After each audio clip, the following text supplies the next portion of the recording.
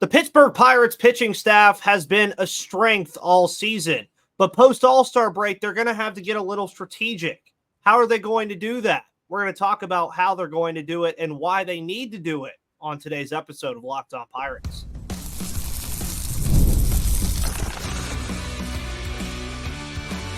You are Locked On Pirates, your daily Pittsburgh Pirates podcast, part of the Locked On Podcast Network, your team every day.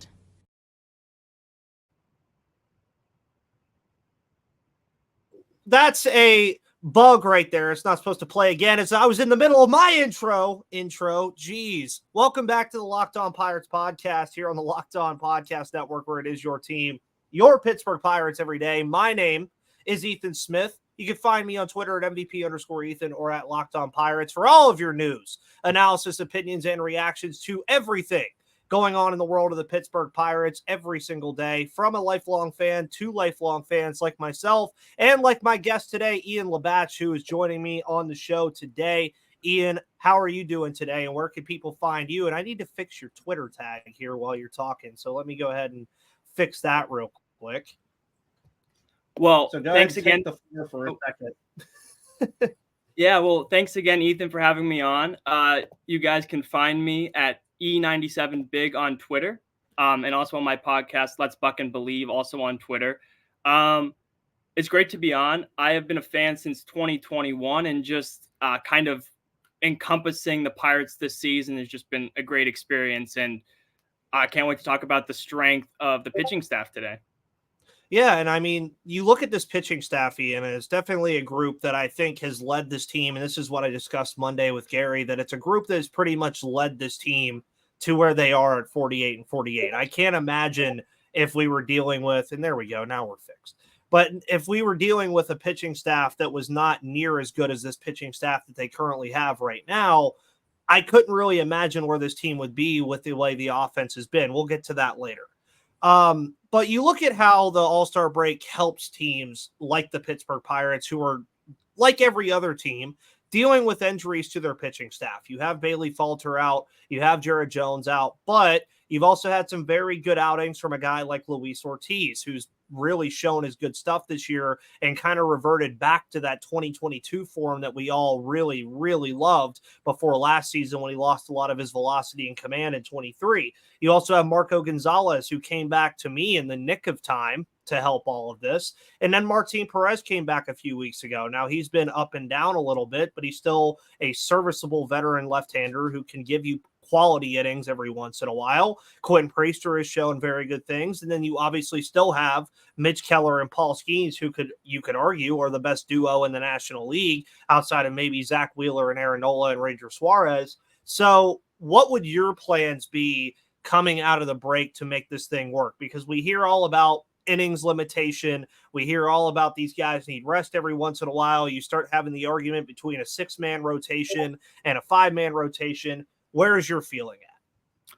Well, I just wanted to throw out a couple statistics here about the Bailey Falter and the Jared Jones injuries. So Bailey Falter, prior to the injury, has already surpassed his major league innings career high, which was 84 back in 2022. The Pirates, after trading for him, decided to kind of stretch him out to be a starter, as the Phillies were kind of using him.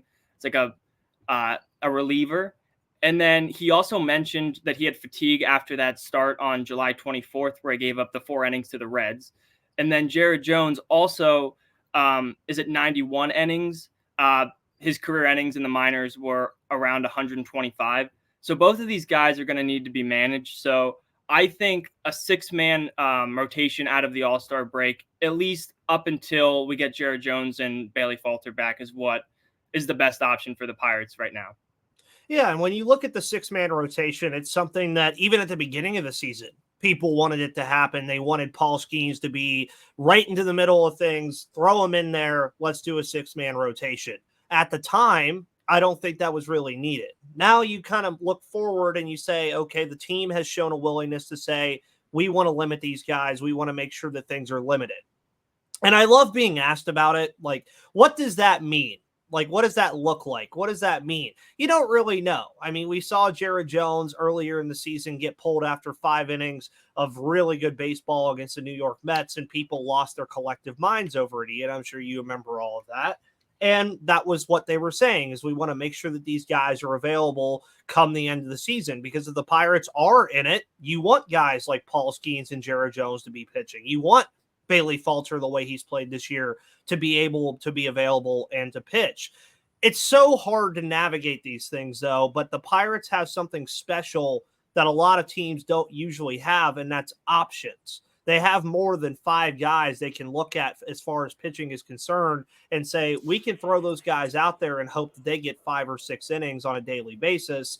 And I think that's very good to have, because now that Luis Ortiz has emerged as a starter, at worst, he becomes a long relief option again. Then you look at Marco Gonzalez and Martin Perez. If Bailey Falter comes back sooner than expected and Ortiz and Priester keep doing what they're doing, Ian, who's to say they don't move on from Gonzalez and Perez and actually formulate somewhat of a package to get something back? Now it's going to be what you saw last year with Carlos Santana, where you're going to get a guy like Johnny Severino, and you're not going to know how that turns out for 3 or 4 years, but at least you're getting something.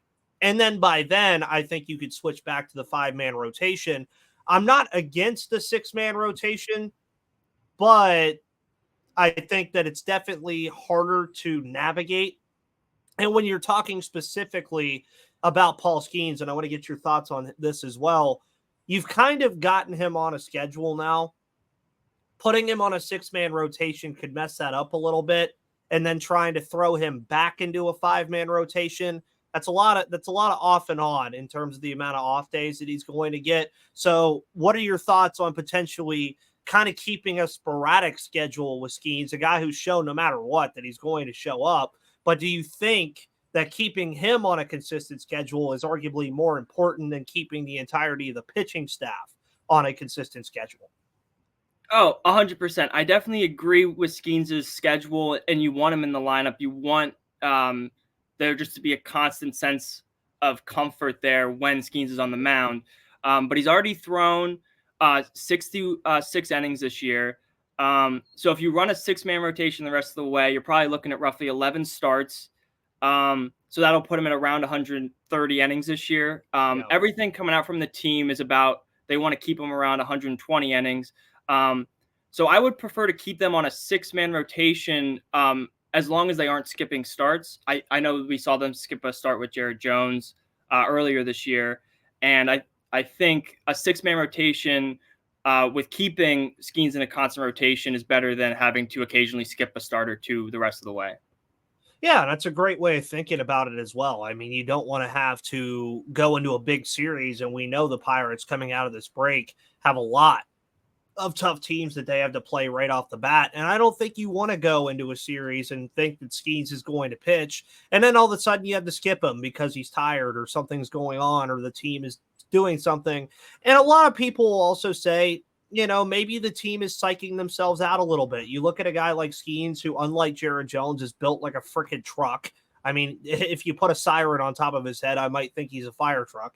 And again, he takes care of his body. He has unique pregame activities that I'm sure help in the long term for these kind of things. Let's also remember he's dating one of the better athletes in collegiate sports, and Livy Dunn, who knows all about this stuff and taking care of her body as well. So that's what the team, I think, is thinking. So when you're looking at what this looks like, folks, none of us really know. Me and Ian are just kind of giving an idea of what it could look like. You could see a 6-man rotation. You could see a 5-man rotation.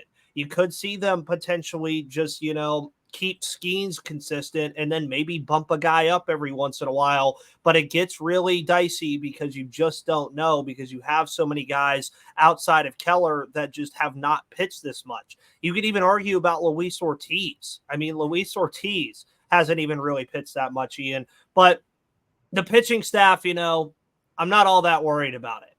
Trade deadline is where we're at. We've been talking about the trade deadline on this show for quite a bit, but I think people might be getting tired of hearing me talk about it. So I want to get Ian's thoughts about the trade deadline, what he wants the Pirates to do, and so much more when we come back on Locked On Pirates.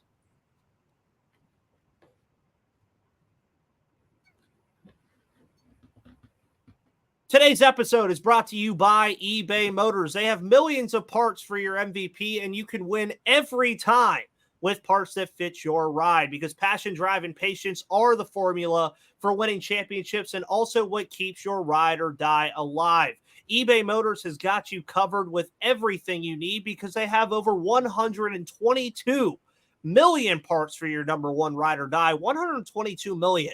Sounds like a pretty good offer to Paul Skeens. You'll always find exactly what you're looking for, and with eBay Guaranteed Fit, your part is guaranteed to fit your ride every time or your money back. Because with eBay Motors, you're burning rubber and not cash. Keep your ride or die alive at ebaymotors.com. Eligible items only. Exclusions apply. eBay Guaranteed Fit is only available to U.S. customers. Today's episode is also brought to you by Game Time. I know me and Ian like to go to Pirates games a lot, and if there's ever a time we want to go last minute, we should use Game Time, because I do. I'm sure Ian has probably used it before. And make sure you use code LOCKEDONMLB for $20 off your purchase, because Game Time is an authorized ticket marketplace of MLB, which makes getting tickets faster and easier with killer last-minute deals, all-in prices, views from your seat, and their lowest price guarantee. Game Time takes the guesswork out of buying MLB tickets.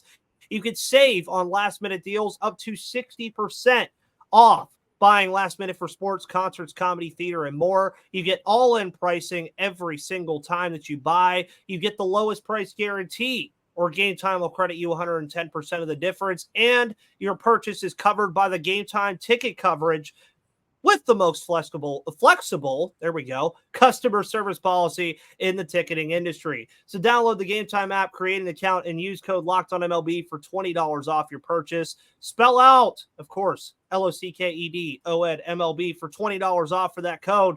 Download Game Time today. Last minute tickets, lowest price, guaranteed.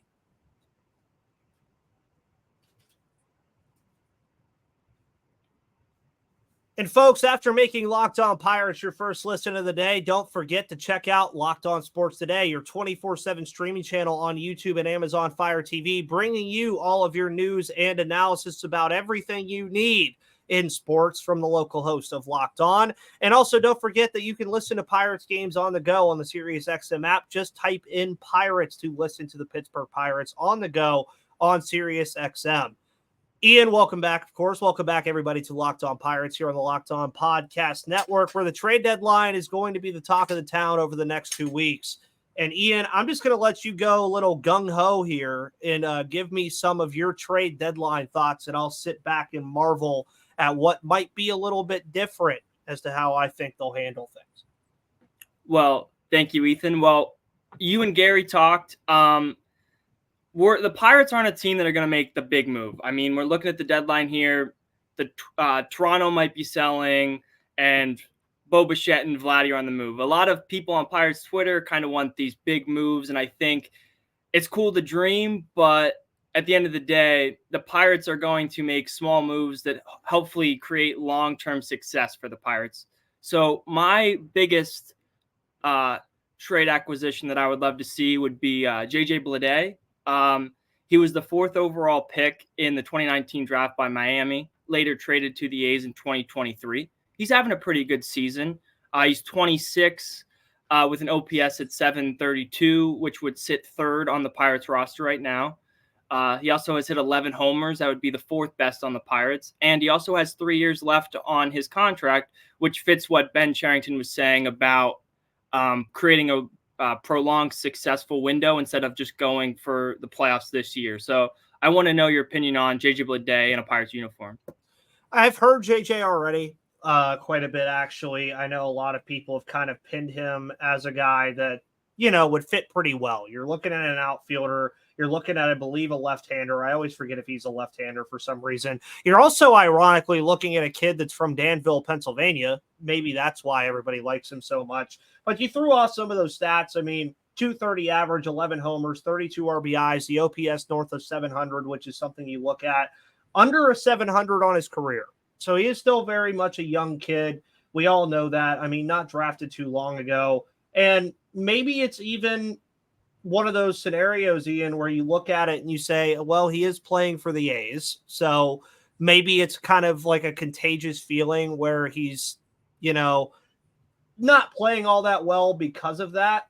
But when you go to Spot Track to figure out how much time you're getting him for, I mean, you're looking at a guy that's not even ARB1 until 2026. So this is a guy that you're getting that you're putting a lot of faith into, because if you're going to keep him around for a while, ARB1 starting in 2026, you're going to have him for about 4 or 5 years. So you're going to pretty much have him all the way up until his prime year, about 30, 31 years of age. So that price tag might be a little high. And I've also talked about guys from the Athletics that I'd like to, like Brent Rooker. I think Brent Rooker would be a phenomenal addition as well. Is Blade like your main target, though? Like, what are some of the other guys that you think you might see the Pirates potentially go after? And honestly, give me a broad idea of what you think the Pirates might do as well. I think Brett Rooker is my main choice. However, I expect teams like the Phillies, seeing how dominant he was in that series this past weekend, the Braves are probably going to make a push at him. And I just worry that the Pirates are going to get outbid, not saying that they can't compete with these other teams' farms, but I think that these other teams are going to be more willing to go into and making like a win now move, as opposed to the Pirates, who may be sitting back, trying to get a guy who has more years of control. I think Brent Rooker, is he a free agent after this year? No, or he's controllable for 2 years, I believe.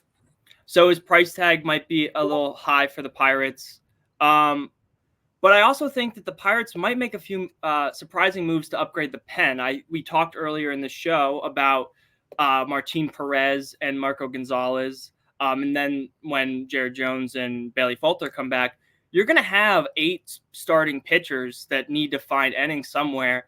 And you might be able to leverage some of those guys for guys next year that could help, like what the Pirates did with Daniel Vogelbach, trading for Colin Holderman, a guy who they kept in AAA up until when they compete the following year.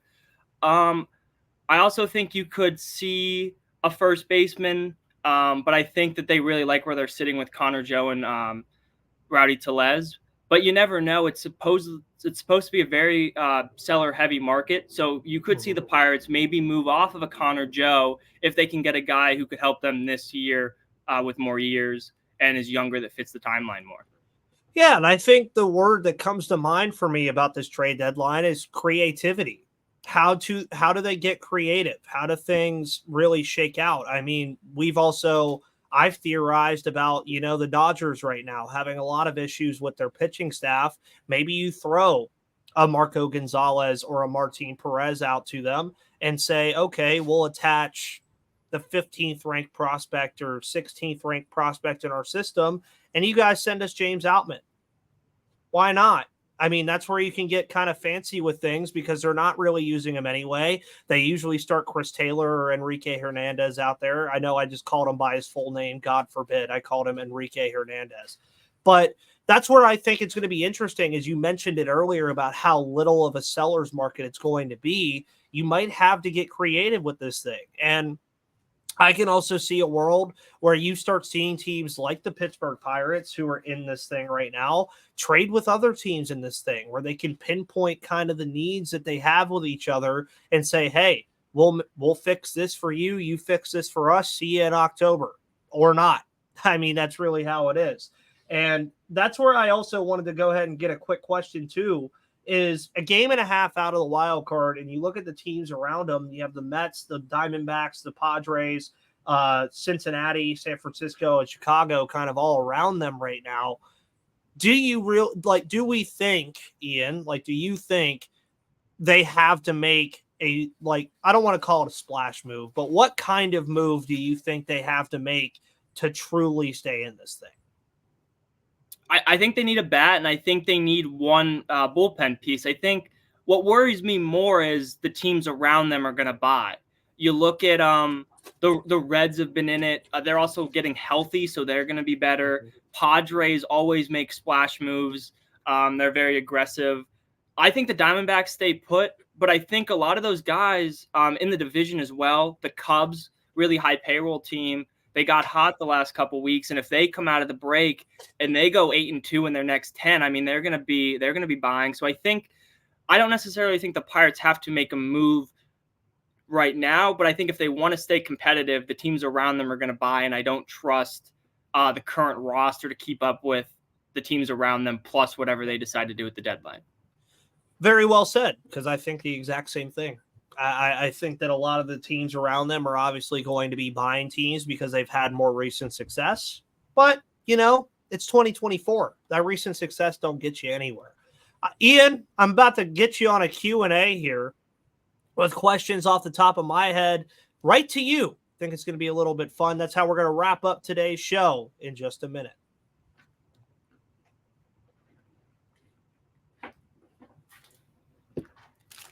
Today's episode of Locked On Pirates is brought to you by Booking.com. Booking.yeah. With summer travel heating up, especially travel for baseball games, it's time to explore those U.S. cities you've always secretly wanted to learn more about. And yes, I'm even talking about your rival cities with hotels, bed and breakfast, vacation rentals, resorts, and so much more on Booking.com. You might just find your perfect stay even in your baseball's rival city. I am in a wedding in October in Savannah, and I will for sure be using Booking.com to find the best rates for a hotel for me when I go back down there. And from hotels that look over stadiums to family-friendly resorts, Booking.com has so many choices across the U.S. for your summer travel this MLB season. The right stay can make you a fan of any U.S. city, even your rivals. So book today on Booking.com on the website or in the Booking.com app.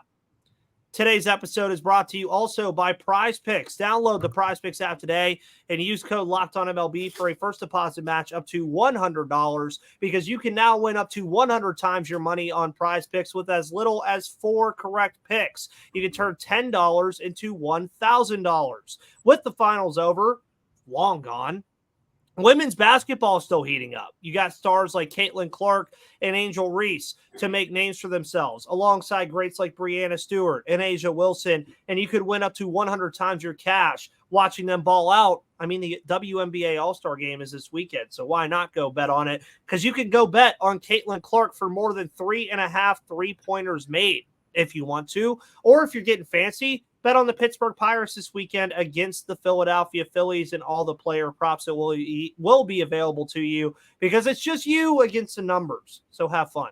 Download the Prize Picks app today and use code LOCKEDONMLB for a first deposit match up to $100. Pick more, pick less. It's that easy with Prize Picks.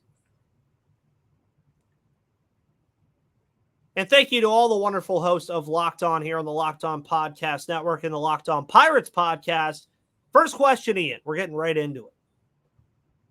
Does this team have a realistic shot at being a playoff team in 2024? Simple question. I think it might just be a little delusional, but I think they do. I mean, the next 10 games are going to be telling. You come out, you got to play the Phillies, probably the best team in baseball. But you're in Pittsburgh.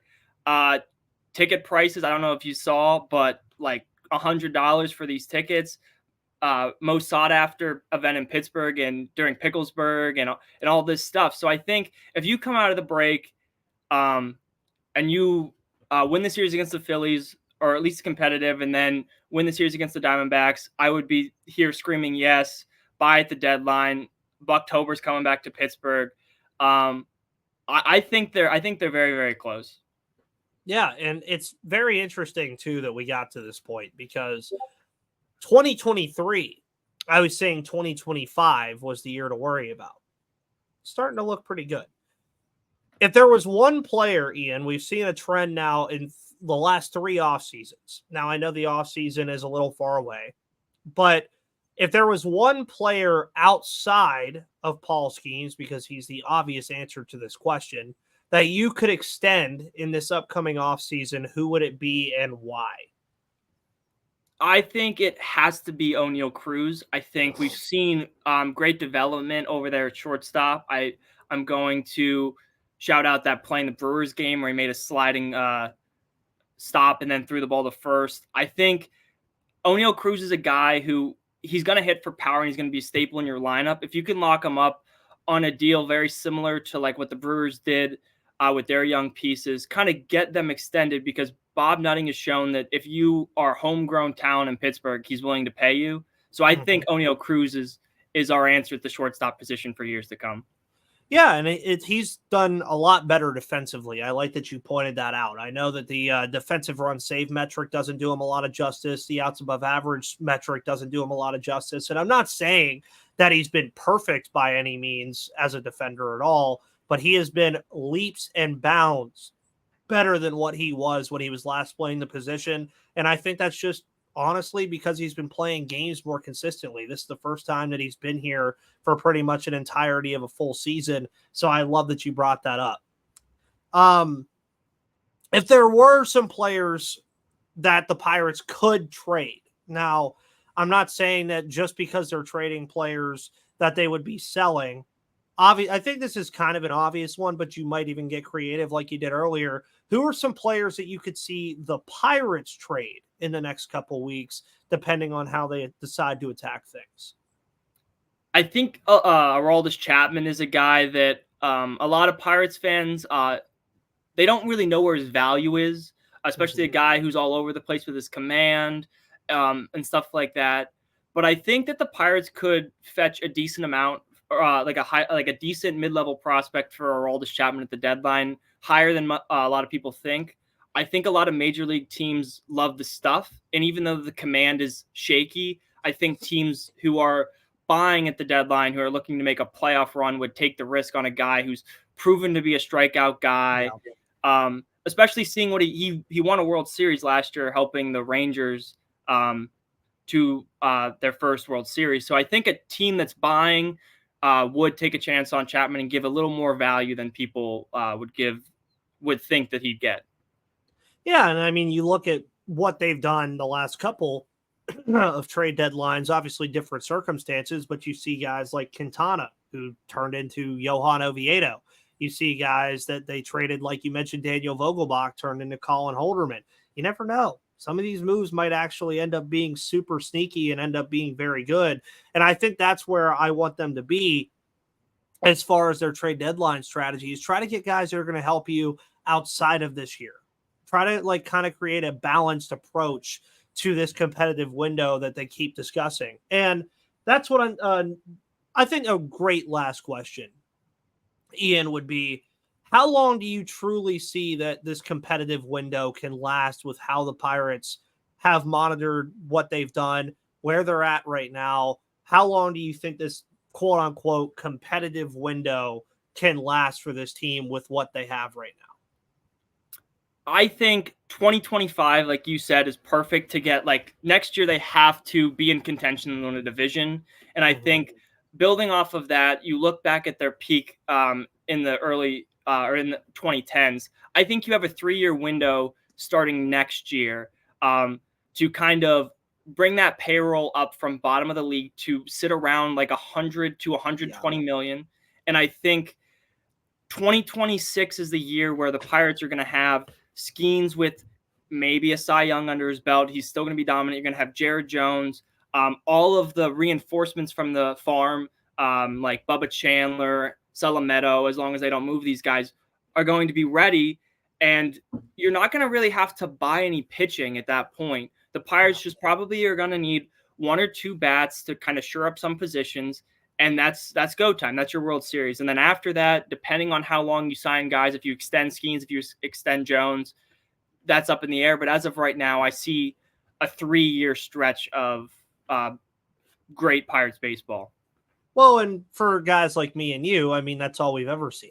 We saw 3 years in 2013 through 2015. So why would we even try to forecast more, right? I mean, it would be kind of lunacy to do that. It would be like, why would we expect more than that?